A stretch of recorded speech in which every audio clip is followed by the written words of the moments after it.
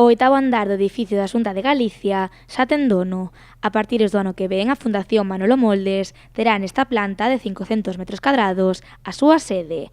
Para o condicionamento deste espazo, que será cedido pola Administración Autonómica, destinarase un orzamento de 250.000 euros. A Xunta de Galicia vai a facer as obras de acordo coa familia de Manolo Moldes que son necesarios para albergar a Fundación. O proxecto se está redactando xa. Prevemos a volta do Brán sacarlo a licitación, adxudicalo, poder a final de ano, principios de ano que ven con moi tarde empezar as obras, e nos falan de que sobre 6-7 meses poderían estar rematadas. Por iso decía na intervención que máis ou menos un ano, estamos en xullo, dentro dun ano pois a Fundación tamén se pode albergar aí. O vicepresidente da Xunta de Galicia anunciou tamén esta mañá que esta semana publicarase no DOGA a adxudicación dos espazos para as diferentes asociacións e colectivos da cidade. En total serán 26 os beneficiados.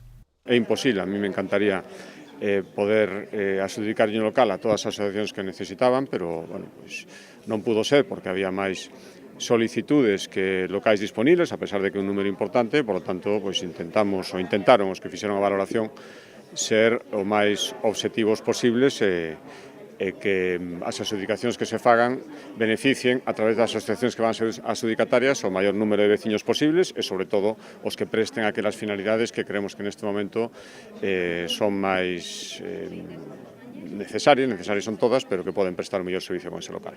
Alfonso Rueda tampouco quiso pasar por alto o traslado das oficinas de emprego. Toda esa operación de planificación complexa se vai facer este mes e o mes de agosto, que é un mes un pouco no que para a Administración, e no mes de setembro xa será o traslado físico e a intención da Consellería a día de hoxe é que o 1 de outubro pode estar feito o traslado completamente, con independencia tamén de algúns permisos que están pendentes todavía do Concello, permisos definitivos que teñen que ver con instalacións e todo, pero bueno, agardamos que durante estes 2 meses todo eso podamos ter.